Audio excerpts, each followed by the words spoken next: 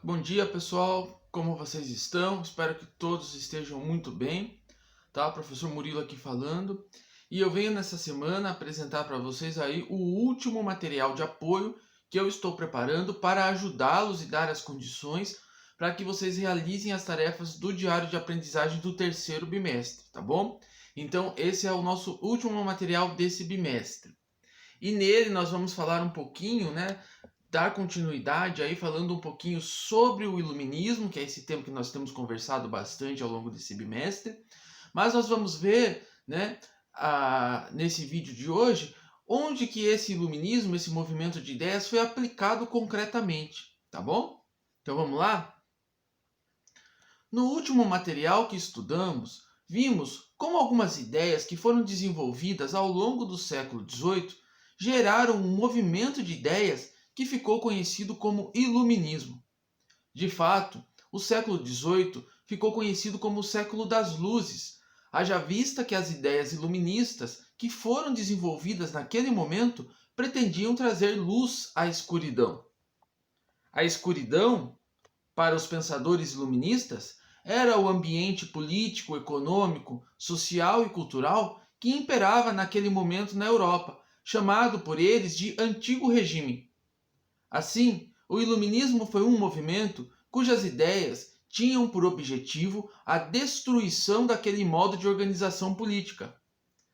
O Antigo Regime, que imperou na Europa ao longo dos séculos XV a XVIII, era expresso pelo absolutismo monárquico, pela sociedade estamental e, na economia, pelo mercantilismo. O Iluminismo, ao pregar as ideias de liberdades política e econômica, não ficou restrito apenas a elaborações teóricas. Foi fruto de uma prática de ação política e também se desenvolveu à medida que essas ações eram executadas. Na prática, a execução dos projetos iluministas para a política e para a economia gerou vários processos revolucionários na Europa que abriram caminho para o desenvolvimento da burguesia e do sistema capitalista. Esses ventos revolucionários causaram um impacto tão profundo que não ficaram restritos apenas aos regimes absolutistas europeus. Ao contrário, as ideias liberais atravessaram o oceano e influenciaram as independências das colônias europeias na América, como a independência das 13 colônias inglesas, que se tornariam os Estados Unidos, em 1776, a Revolução Haitiana entre 1791 e 1804 e as independências das colônias de Espanha e Portugal durante o século XIX. Então, pessoal, o Iluminismo, que é esse movimento de ideias, né, que aí sacudiu o século XVIII, né, e por isso fez com que o século XVIII ficasse conhecido como o século das luzes, né, essa ideia de que as ideias iluminavam, né, iluminavam a escuridão, né, que escuridão era essa? Era a escuridão do Antigo Regime, daquele mundo, né, em que nós já vimos nos materiais anteriores, né, que a sociedade era estamental, né, que tinham 3 estados, né, o primeiro estado era o poder absoluto do monarca, que era visto como um enviado de Deus, né? Ou a nobreza que não trabalhava e não pagava impostos, e na camada daquela sociedade os camponeses, os comerciantes que vão se transformar na burguesia depois, essa sociedade estamental em que a desigualdade ela era naturalizada. Né? O Antigo Regime que também é marcado por esse poder absolutista, ou seja, o monarca tem o poder absoluto nas suas mãos, não há divisão de poderes, né? E na parte da economia, o Antigo Regime que era expressado pelo mercantilismo, né? O que era o mercantilismo? Era aquele sistema em que o objetivo era a acumulação de capital dentro dos estados nacionais, né? Então, quanto mais metais preciosos, né, estivessem dentro daquele território do estado nacional, mais rico aquele estado nacional ia ficar. Mas como que eles conseguiam essa riqueza? Eles conseguiam essa riqueza com a colonização dos territórios aqui na América, por exemplo, né? E aqui no nosso caso, o Brasil, que foi colonizado por Portugal. Né? Então, a colonização dos territórios aqui na América, por exemplo, fazia com que vultosos lucros e metais preciosos entrassem dentro dos reinos dos estados europeus, no nosso caso aqui de Portugal. Né? E à custa aí do trabalho escravo africano, à custa do genocídio indígena e da escravização dos indígenas. Então, esse universo do antigo regime, ele começa a ser contestado com o movimento iluminista, né? E a base do movimento iluminista, então, a palavrinha-chave do movimento iluminista é a palavrinha da liberdade. Liberdade política, né? Liberdade econômica, né? A liberdade política que pregava que todos são iguais perante a lei, todos tinham a mesma, aquela sociedade, né, desigual do antigo regime, ela não poderia se perpetuar. Então a liberdade política defendia aí a igualdade de todos perante a lei. A liberdade econômica defendia que aqueles comerciantes que estavam lá embaixo naquela sociedade estamental, junto com os camponeses, com os pobres, aqueles comerciantes que estavam cada vez mais ricos, eles queriam, postulavam o direito de ter liberdade de comércio, sem que a sua atividade econômica estivesse aí limitada pelo poder do Estado absolutista, né? Aqui no iluminismo surgem também as ideias de direitos naturais, né? Ou seja, o que é o direito natural? É aquela noção que diz o seguinte, que todo ser humano tem direito à vida, tem direito à liberdade. Então foram essas ideias, que a gente vai chamar de ideias liberais, que começaram a surgir a partir do iluminismo no século XVIII. E essas ideias provocaram, então, a destruição do antigo regime, dessa sociedade estamental, do poder absoluto, do mercantilismo, mas também geraram grandes revoluções fora da Europa, como as independências daquelas colônias que estavam sendo exploradas pelos europeus. E aí a independência dos Estados Unidos em 1776, depois a Revolução Haitiana, já no final do século XVIII, e no século XIX, né, as independências das colônias aí de Espanha e Portugal, Brasil incluído aí, a independência de 1822. Então é nesse ambiente causado pelo iluminismo que todas essas transformações vão acontecer. Assim, as palavras-chave do movimento iluminista eram liberdade, igualdade, liberdade econômica, liberdade política, direitos naturais. De modo que essas ideias também ficaram conhecidas pela expressão liberalismo e ideias liberais. É claro, pessoal, que todas essas ideias de liberdade, de igualdade, de liberdade econômica, de direitos naturais, né? Aquela noção de que a gente considera que todas as pessoas têm o direito à vida e o direito à liberdade, tudo isso foi desenvolvido ao longo do século XVIII pelo iluminismo. No entanto, tudo isso tinha limitações também. Tá? Por quê? Porque mesmo depois das revoluções burguesas, né, ou seja, quando a burguesia, aquela classe de comerciantes, ela toma o poder e tenta construir a sociedade à sua imagem e semelhança com esses valores iluministas, a escravidão, por exemplo, continua. Né? Então, assim, é liberdade para quem? Direito natural para quem? Para todo mundo? Não. Infelizmente, não. Porque eles mantêm a instituição da escravidão, da escravização de pessoas, do rapto e da escravização de pessoas da África para as regiões aqui na América. Então a gente tem que anotar também essa grande contradição, tá? Como conversamos, nenhuma ideia nasce do abstrato. Ao contrário, as ideias, a ideologia, elas nascem da concretude da vida, do chão da história. Ou seja, as ideias não nascem do nada. Elas são um produto das condições materiais de vida das pessoas que produzem as ideias. A frase de Karl Marx, não é a consciência que determina a vida, mas é a vida que determina a consciência, explica isso. Nesse sentido, vamos estudar hoje quais foram as condições reais, materiais, de existência das pessoas no antigo regime que possibilitaram o desenvolvimento e a criação das ideias liberais que nós estudamos, que é o iluminismo. Isso se deu na Inglaterra, no século XVII, e acabou gerando duas revoluções que ficaram conhecidas como as revoluções inglesas do século XVII. Vamos lá? Então a gente vai começar a ver um pouquinho aí como que essas ideias iluministas elas começaram também a ser elaboradas. Elas começam a ser elaboradas na prática, né? A partir da necessidade da vida material aqui concreta das pessoas. Tudo bem? E nós vamos ver então, pessoal, que esse processo iluminista ele começa a ser gerado, essas ideias são elaboradas a partir de um processo também revolucionário que acontece lá na Inglaterra do século XVII. Tudo bem? Por isso a gente vai ver aqui um pouquinho rapidamente como se deu esse processo, tá? Que que vai ser conhecido aí como as revoluções inglesas do século XVII. Então vamos lá. Política e sociedade na Inglaterra do século XVI. No século XVI, a monarquia inglesa era absolutista. Seus governantes tinham um enorme poder. Esse era o caso, por exemplo, da rainha Elizabeth I, que governou de 1558 a 1602. Adotando uma política mercantilista e associando-se a corsários, o governo de Elizabeth I contribuiu para que a Inglaterra se tornasse uma grande potência econômica e naval. Olha só, quando eu expliquei para vocês que o antigo regime, né, ele era formado pela política absolutista, ou seja, o monarca, né, que era o grande comandante, o rei ou a rainha, tinha poderes absolutos, né? Aqui está um exemplo prático disso, né?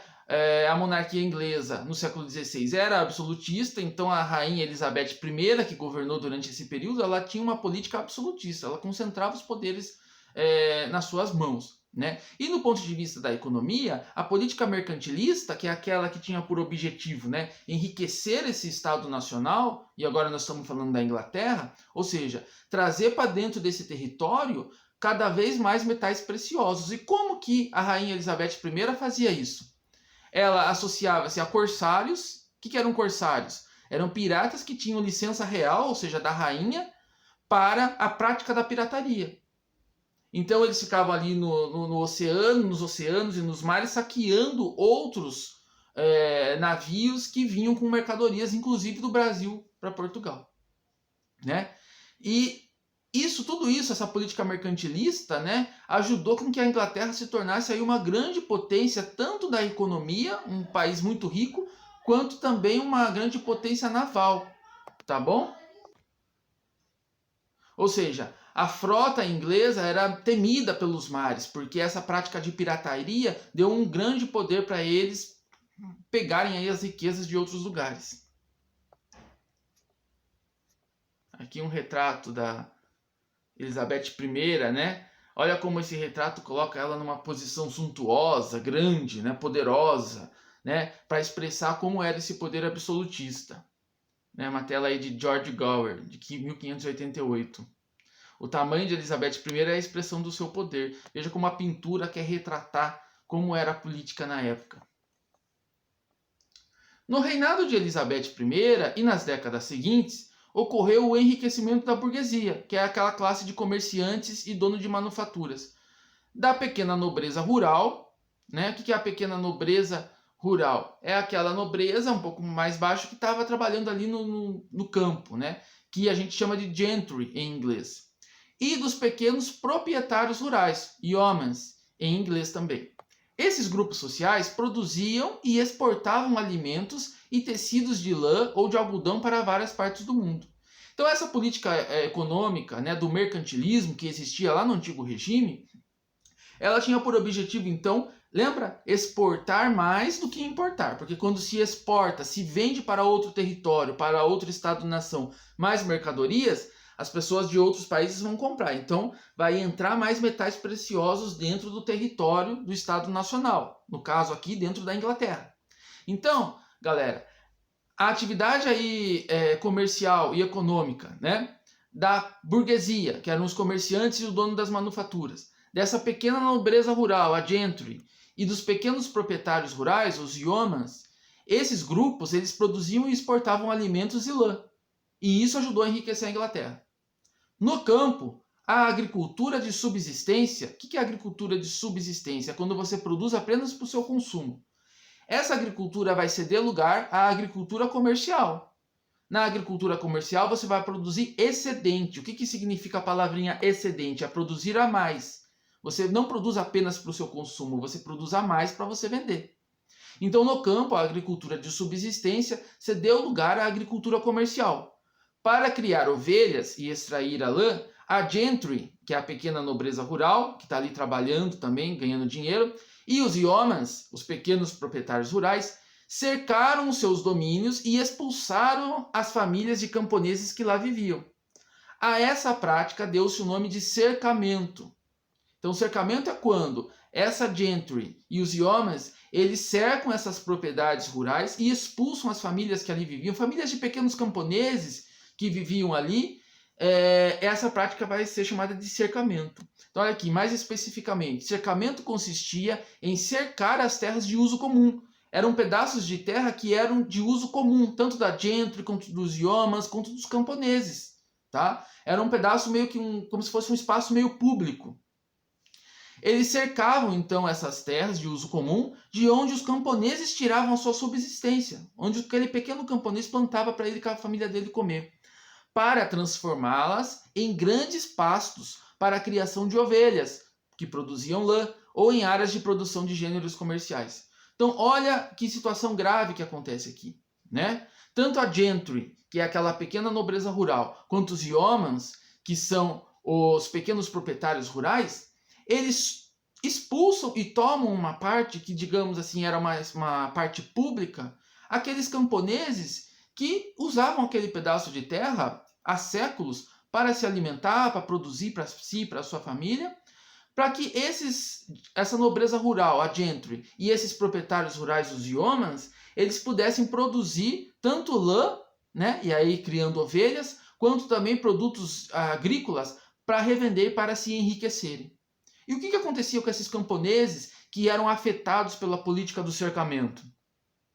Sem terra onde plantar ou criar, os camponeses vagavam pelas estradas ou iam para as cidades, sobretudo para Londres, onde se ofereciam para trabalhar por baixíssimos salários. Então, esses camponeses, com as suas famílias, eles ficaram abandonados à própria sorte, sem ter condições de produzir a sua vida, sem ter condições de produzir a sua existência e a existência de suas famílias.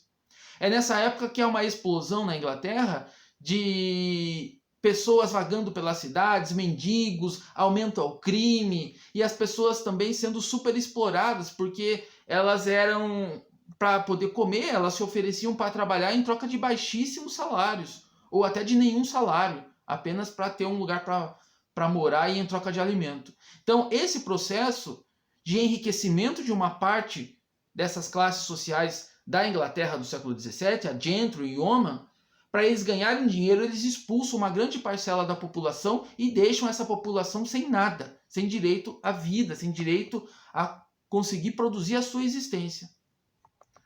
Aqui, ó, uma tela, né? Camponeses ingleses de um vilarejo. Essa obra do século XIX ajuda-nos a imaginar um fenômeno típico do século XVII na Inglaterra, a migração de famílias do campo para as cidades.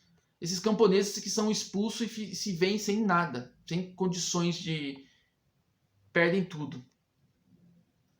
Monarquia versus parlamento no século XVII. A monarquia, então, né, recuperando aqui com vocês, ela era ocupada pela rainha Elizabeth I, o poder absolutista. E o parlamento é onde se reuniam ali, a Câmara ali, né, que vão ajudar a aprovar as leis e tal. A gente vai ver como que isso funcionava no século XVII. Com a morte de Elizabeth I, o seu primo Jaime, que era rei da Escócia, assume o trono da Inglaterra como Jaime I, dando início à dinastia Stuart. Durante essa dinastia, os Stuart, ocorreram intensos conflitos envolvendo diferentes grupos sociais e religiões. A maior parte da burguesia e da gentry seguiam o puritanismo e defendiam que cada um deveria agir conforme a Bíblia e a sua própria consciência, e a igreja deveria ser independente do Estado. Então o puritanismo ele é uma religião, tá? Que é uma religião que surge ali depois do surgimento do protestantismo, né? Então é um ramo do protestantismo que tem como principal líder o reformador João Calvino. Na Inglaterra, né, os calvinistas eram chamados de puritanos. Então o puritanismo é uma religião que surgiu depois do século XVI, né? E como aí uma religião protestante, tá? Que tinha sido criada em oposição à Igreja Católica. Então a maior parte da burguesia e da gentry, que é aquela pequena burguesia rural, eles eram puritanos. O parlamento inglês também se encontrava dividido. Opa, perdão, pulei uma parte aqui, né? Então a maior parte da burguesia e a gentry eram puritanos, né? E a alta nobreza e os reis, ou seja, a galera que estava acima dessa burguesia, da gentry, né? O rei e a alta nobreza, eles eram anglicanos, eles praticavam o anglicanismo, que é uma outra religião, na qual o chefe da igreja é o próprio rei. Então o anglicanismo é uma religião que foi fundada pelo rei da Inglaterra, o Henrique VIII, que era uma religião de Estado, tá? E ela adotava rituais católicos e a doutrina protestante também. Então era como se fosse uma religião que tinha sido criada pelo rei Henrique VIII para ser a religião oficial da Inglaterra, o anglicanismo. Então a sociedade estava um pouco dividida entre os anglicanos e os puritanos. Os puritanos, quem eram os puritanos? Aquela parte da burguesia que a gente comentou aqui com vocês, que estava exercendo atividades comerciais, a gentry, e os anglicanos era aquela alta nobreza, mas aquela nobreza mais tradicional, que não trabalhava, não produzia nada, só queria viver de status, e os reis ingleses, eles eram os anglicanos, que era a religião oficial da Inglaterra. O parlamento inglês também se encontrava dividido. Na Câmara dos Lordes estavam os representantes da alta nobreza, ou seja, os anglicanos. E na Câmara dos Comuns, os representantes da burguesia e da gentry, ou seja, os puritanos. Então percebam que a divisão política dessa época está também muito atrelada à divisão religiosa, a um conflito religioso que existia entre anglicanos e puritanos. Anglicanos, a alta nobreza, aquela nobreza que vivia de privilégios, que não trabalhava, e os reis ingleses, afinal o anglicanismo é a religião oficial da Inglaterra. E de outro lado, na Câmara dos Comuns, aquela burguesia que está produzindo, está trabalhando, que está expulsando também as pessoas do campo, ela está mais alinhada ao puritanismo. Tá bom? Vamos ver. Considerando-se rei por direito divino, o Jaime I tentou impor o anglicanismo a todos os seus súditos. E além disso, criou novos impostos e aumentou os existentes. Mas, como o parlamento, que tinha um grande número de puritanos, se opôs a essas medidas, o rei mandou fechá-lo, revelando assim o seu absolutismo. Então, olha o conflito estabelecido aqui. O rei Jaime I, ele tenta impor o anglicanismo, né, a religião oficial da Inglaterra, a todos os súditos, ou seja, ele tentou acabar com o puritanismo, e também ele aumenta os impostos que existiam. Isso gera um descontentamento com aquela burguesia que era puritana e que estava produzindo, né? A gentry. Quando essa pequena burguesia que estava produzindo, ela fala, não, nós não aceitamos essas medidas de Jaime I, do nosso rei, de tentar nos impor o anglicanismo, de tentar aumentar os impostos, o rei manda fechar o parlamento. Porque, ele, afinal de contas, ele é o poder absoluto, ele pode fechar e abrir a hora que ele quiser. Carlos I, sucessor e filho de Jaime I, ou seja, Carlos I que substitui o Jaime I, deu continuidade à política absolutista do seu pai. Concedeu monopólios a alguns grupos burgueses, vendeu cargos públicos e criou novos impostos. Um desses impostos, o ship money, antes pago apenas pelas cidades portuárias, passou a ser nacional, ou seja, ele acaba aumentando os impostos, né? Ele acaba colocando um pouco em prática a política que o seu pai, Jaime I, tinha tentado anos antes. Como a oposição ao seu governo no parlamento aumentou, Carlos I invadiu a Câmara dos Comuns com sua guarda pessoal para prender os líderes oposicionistas.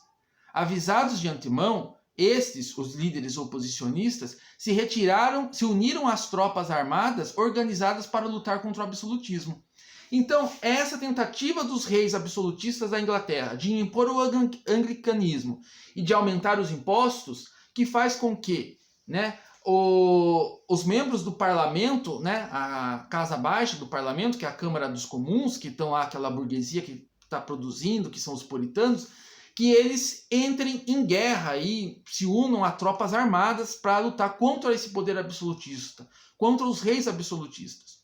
Iniciou-se então uma guerra civil, que foi aí entre 1642 até 49, durante a qual os ingleses estiveram divididos em dois grandes grupos rivais. Então é esse esquema aqui.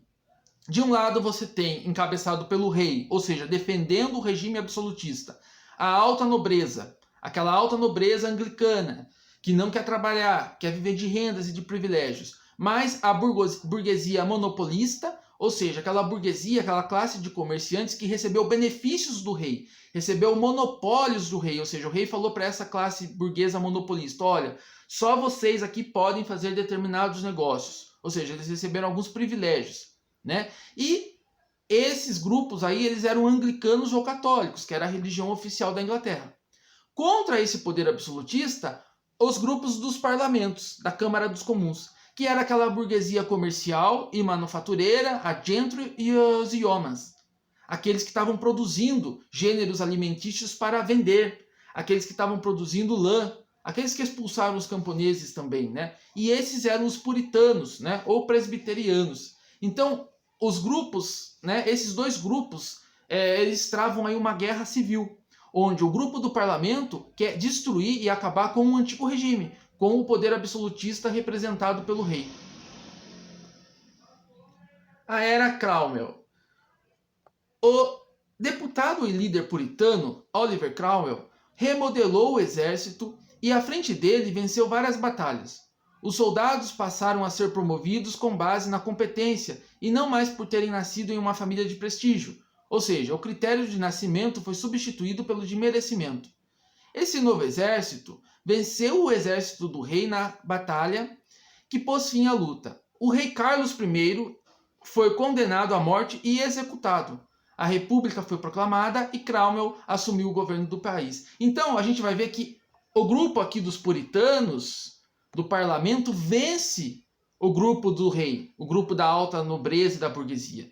E o rei Carlos I é decapitado, né? E o grupo do parlamento, liderado por esse deputado Oliver Cromwell, ele ganha, né? Esse grupo ganha essa guerra civil e proclama na Inglaterra uma república. Ou seja, destrói a monarquia absolutista. Então vamos ver como que funcionou essa república comandada por Oliver Cromwell. No governo, Cromwell combateu duramente seus inimigos internos e externos, confiscou as terras dos aliados do rei e da igreja anglicana e vendeu-as para seus aliados, membros da burguesia e da gentry. Além disso, visando fortalecer o comércio exterior inglês, ou seja, a venda, a exportação dos produtos ingleses para outros países, Cromwell promulgou em 1651 leis conhecidas como Atos de Navegação. Essas leis diziam que todas as mercadorias que entrassem ou saíssem pelos portos da Grã-Bretanha, que é a Inglaterra, País de Gales e Escócia, só podiam ser transportadas em navios ingleses ou pertencentes aos países produtores. Então, os Atos de Navegação é um conjunto de leis importante porque vai dar mais poder econômico para a burguesia inglesa ainda. Por quê? A transação comercial, seja de venda ou de compra de produtos pelos ingleses, pela Grã-Bretanha, né, que é o conjunto aí da Inglaterra, Gales e Escócia, só poderia ser feita em navios ingleses. Não poderia você comprar um produto da França e vir um navio francês entregar. E à medida que ele faz isso, que ele só coloca que navios ingleses podem fazer esse transporte, ele está incentivando também um negócio da própria Inglaterra, ou seja, o poderio naval. Os atos de navegação favoreceram a acumulação de capitais por parte da burguesia britânica e prejudicaram os comerciantes holandeses, que lucravam com o transporte de produtos negociados com a Inglaterra. Esse conflito de interesses provocou uma guerra entre os dois países. A Holanda foi vencida e a Inglaterra passou a liderar o comércio nos mares. Tornou-se a maior potência naval daqueles tempos, sendo conhecida a partir de então como a Rainha dos Mares. Cromwell aproveitou-se da guerra contra a Holanda para ampliar o seu poder. Tornou seu cargo hereditário, que passa de pai para filho, e vitalício para toda a vida. Por isso, com sua morte em 1658, ele foi sucedido por seu filho Ricardo. A deposição de Ricardo, Cromwell, filho de Oliver Cromwell, e a volta da monarquia na Inglaterra. No governo, o filho de Cromwell enfrentou forte oposição de grupos políticos e religiosos surgidos durante a Revolução Puritana, que foi a revolução que levou o pai dele ao poder. Dois desses grupos se destacaram pela ousadia de suas propostas, os niveladores e os cavadores. O que os niveladores defendiam? A dissolução da Câmara dos Lordes e todo o poder para a Câmara dos Comuns. Por quê? Porque o parlamento inglês, que havia vencido o poder absolutista, né, esse parlamento era dividido em duas câmaras. A Câmara dos Lordes, que era aquela alta burguesia, e a Câmara dos Comuns, a baixa burguesia. Então, esses niveladores queriam extinguir aquela Câmara dos Lordes e deixar só a Câmara dos Comuns. o direito de voto a todos os homens e a liberdade de cada um seguir a sua própria religião, o fim dos dízimos cobrados pela igreja anglicana e dos monopólios comerciais, o direito à propriedade privada e a proteção à pequena propriedade, e os cavadores, por sua vez, defendiam uma reforma agrária radical, com o confisco das terras da igreja, do governo e dos grandes proprietários. Ou seja, o que é a reforma agrária? Você dá terra para todas as pessoas que moram naquele lugar. E a entrega das terras confiscadas aos pobres, para que eles as cultivassem e ficassem com os frutos do seu trabalho. Os cavadores se espelhavam em Jesus Cristo, que, diziam eles, esteve sempre ao lado dos mais pobres. A força desses movimentos, dos niveladores e dos cavadores populares, amedrontou o parlamento, que decidiu destituir Ricardo Cromwell e restaurar a monarquia. Ou seja, para evitar que as propostas dos niveladores e dos cavadores, essas propostas aqui, fossem implantadas, né? O parlamento falou assim, vamos dar um passo para trás, vamos voltar com a monarquia, que é mais seguro para a gente, para defender os nossos interesses. Então eles depõem aí Ricardo Cromwell e restauram a monarquia. Então em 1660, com Carlos II, filho do rei decapitado, que tinha sido decapitado, a dinastia Stuart volta ao poder. Carlos II se declarava rei por direito divino, embora soubesse que, de fato, era rei por vontade do parlamento. E durante todo o seu reinado tentou promover a volta do absolutismo. Jaime II, seu irmão e sucessor, fez o mesmo, e para isso pediu apoio a Luís XIV da França, o rei mais poderoso da Europa. Reagindo a isso, o parlamento, formado em sua maioria pela burguesia e pela gentry, reuniu tropas para derrubar o rei Jaime II, que deixou o trono antes que os soldados chegassem. O parlamento, então, entregou o governo da Inglaterra ao genro de Jaime II, o príncipe holandês Guilherme de Orange. Esse movimento, ficou conhecido como Revolução Gloriosa, pois o parlamento venceu a disputa sem derramamento de sangue. Antes de ser coroado rei, Guilherme de Orange teve de jurar obediência à Declaração de Direitos, Bill of Rights, vigentes na Inglaterra até hoje. Olha só, a grande sacada aqui, pessoal, é perceber que a Inglaterra fez essa revolução e embora eles tenham voltado com a monarquia, mas a monarquia não voltou da forma como ela era na época de Jaime I e Carlos I. A monarquia que se instala na Inglaterra agora não é mais uma monarquia absolutista, ou seja, o rei não tem mais aquele poder absoluto concentrado nas suas mãos. Agora, o rei teve de jurar obediência a uma declaração de direitos. Ou seja, o poder do rei era limitado, não era mais absoluto. O rei prestava obediência a uma constituição. Pela Declaração de Direitos, a monarquia precisava da aprovação da maioria dos parlamentares para tomar as decisões mais importantes, como convocar o exército, criar impostos ou suspender as leis. Caberia também ao parlamento fiscalizar os atos do rei. Por isso, na Inglaterra, tornou-se comum dizer que o rei reina, mas quem governa é o parlamento. Ou seja, a Inglaterra ainda hoje é uma monarquia, tem a rainha lá, mas é uma posição mais de símbolo do que de prática. Ela não governa mais, Ela fica dependente do parlamento. O parlamento é a Câmara dos Lords, a Câmara dos Comuns, que são os deputados que vão votar, que vão fiscalizar o poder executivo, que é o poder da rainha, e que vão também autorizar ou não ela tomar determinadas atitudes. Ou seja, a monarquia deixa de ser uma monarquia absolutista e passa a ser uma monarquia constitucional. O processo revolucionário inglês foi inspirado nas ideias do importante pensador político John Locke, que nós já tratamos aqui. Ele defendia o direito de cada pessoa escolher a sua religião, apoiar um grupo político, defender suas ideias em público ou por meio da imprensa. Esses direitos individuais deveriam ser respeitados e protegidos pelos governantes. Com a Revolução Gloriosa, a Inglaterra deixava de ser uma monarquia absolutista e tornava-se uma monarquia parlamentar. O parlamento, então, passava a ter grande poder de decisão, e os ingleses deixavam de ser apenas súditos do rei e passavam a ser cidadãos com direitos e deveres. A Revolução Gloriosa, além disso, favoreceu o desenvolvimento do capitalismo.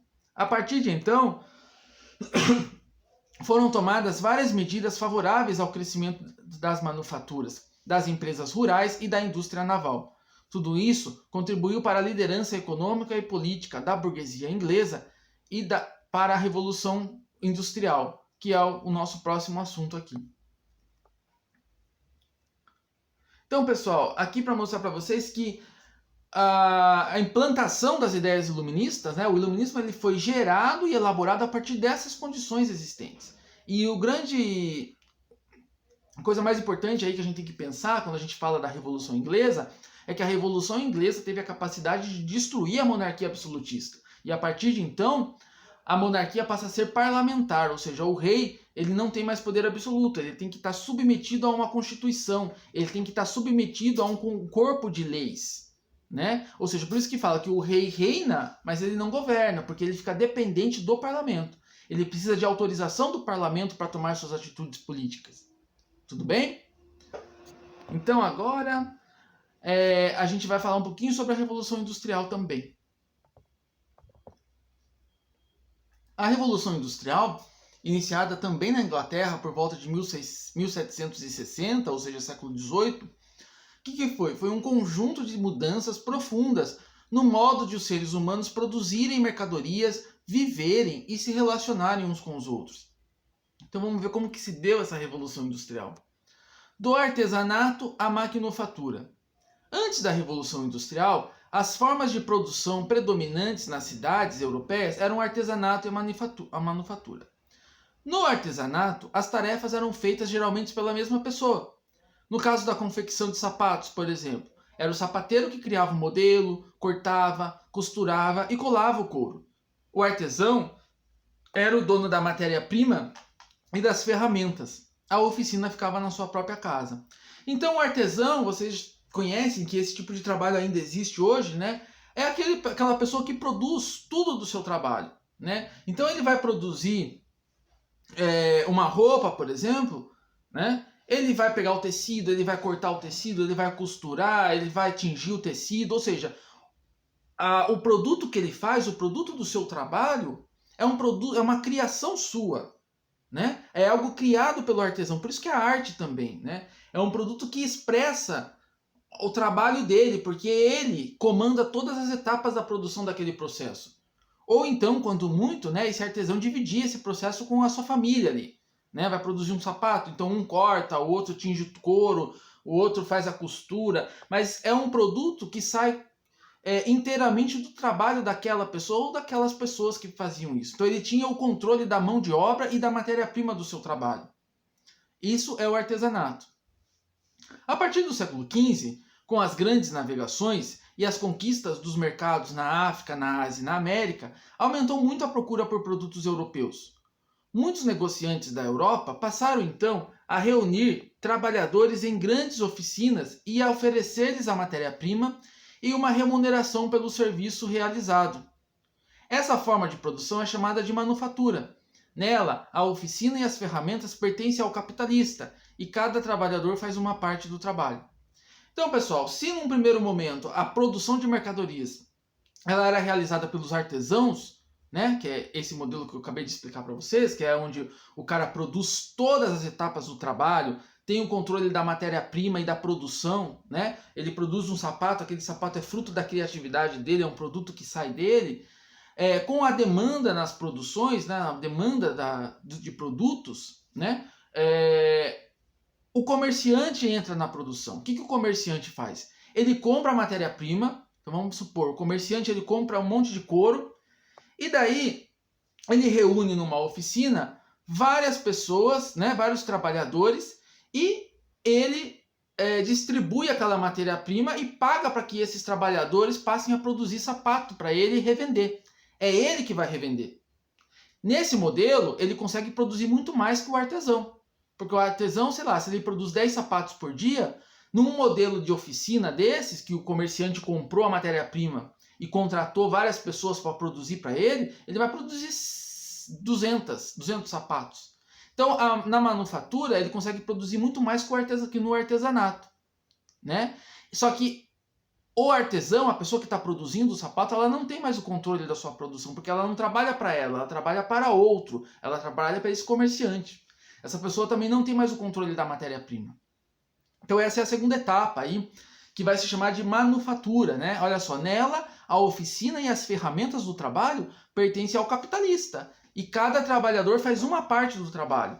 Ou seja, se no artesanato aquele sapato é produto, uma arte, uma produção daquele artesão, na manufatura não, porque agora um trabalhador só faz o corte, o outro só tinge, o outro só faz a montagem, ou seja, o produto do trabalho, o sapato, deixa de ser um produto que vem da criatividade do artesão. Ele perde o controle daquilo que ele mesmo está produzindo.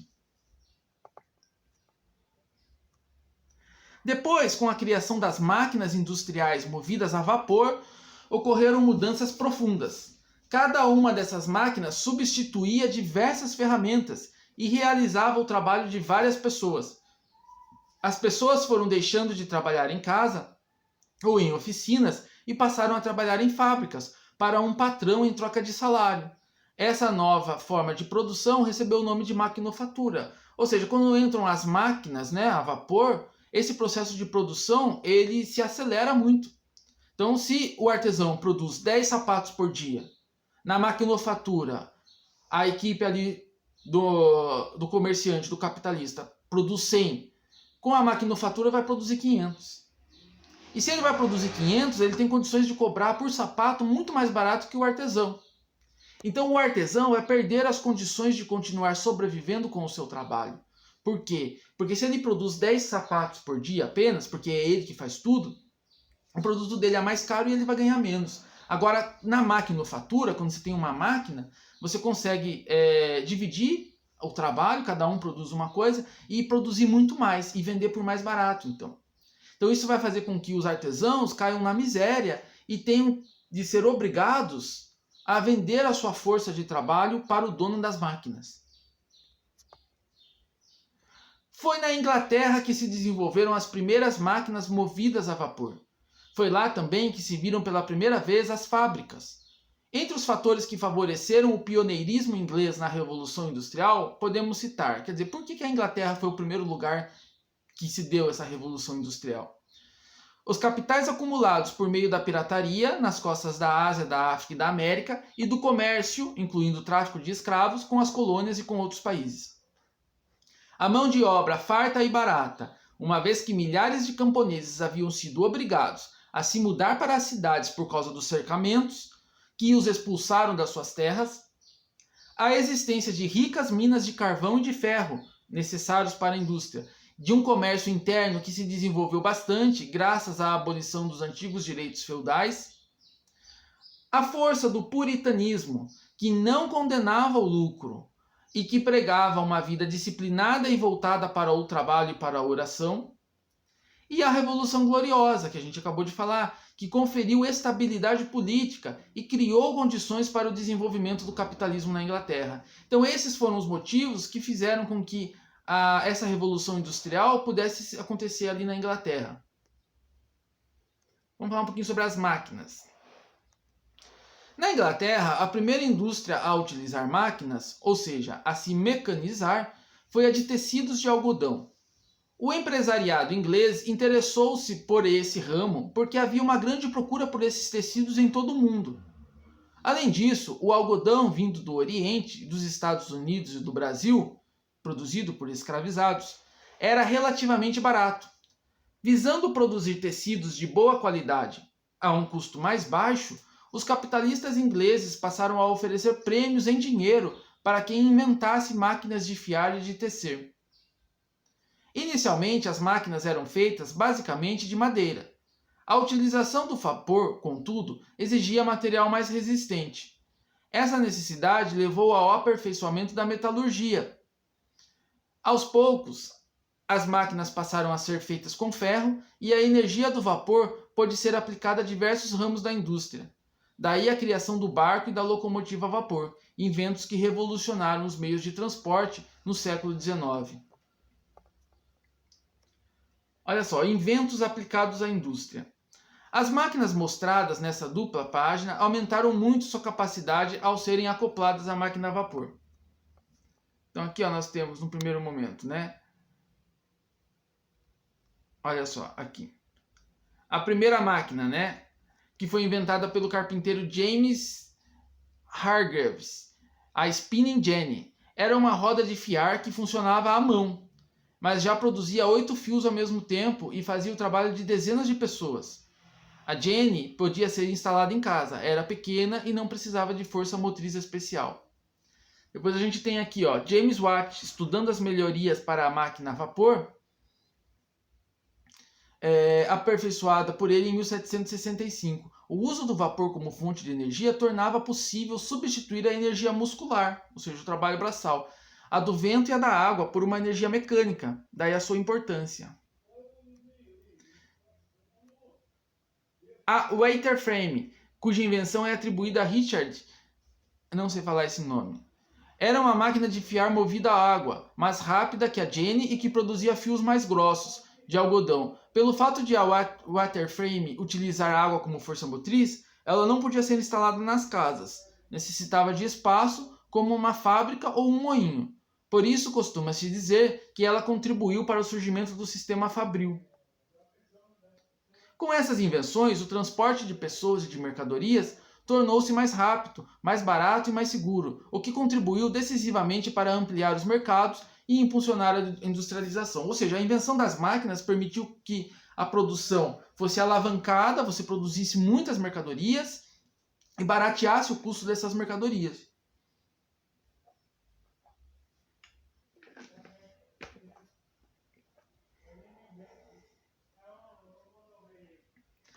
Mas vamos ver qual foi o impacto dessas mudanças todas na vida das pessoas, né? Indústria e mudanças socioeconômicas. A Revolução Industrial contribuiu para a consolidação do capitalismo, modo de produzir mercadorias que se baseia no trabalho assalariado e na busca do lucro. Formaram-se duas novas camadas sociais: a burguesia industrial, que eram os donos das matérias-primas, das fábricas e das máquinas, e o operariado, que trocava sua força de trabalho por um salário. Com o advento da fábrica, ocorreram uma divisão muito maior do trabalho e, consequentemente, um aumento da produtividade. Isto é, passou-se a produzir mais em menos tempo, e o trabalhador perdeu o conhecimento do processo de produção como um todo. Por quê? Porque antes, se o artesão produzia o sapato inteiro, agora o trabalhador que vai começar a trabalhar nessas fábricas, ele só vai produzir o corte do couro. Mas ele não vai saber mais produzir um sapato inteiro. Ou seja, ele vai ficar dependente da máquina, dependente desse trabalho. Impactos da Revolução Industrial. As mudanças provocadas pela Revolução Industrial foram muitas e aconteceram em ritmo acelerado. Entre essas mudanças, podemos citar 1.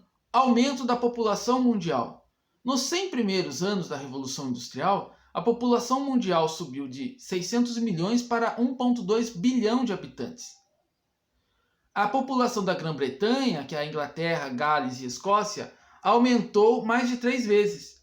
Esse aumento deveu-se, sobretudo, às melhorias técnicas ocorridas na agricultura, porque se podia produzir mais alimentos e uma diversidade de alimentos, e ao desenvolvimento da medicina também.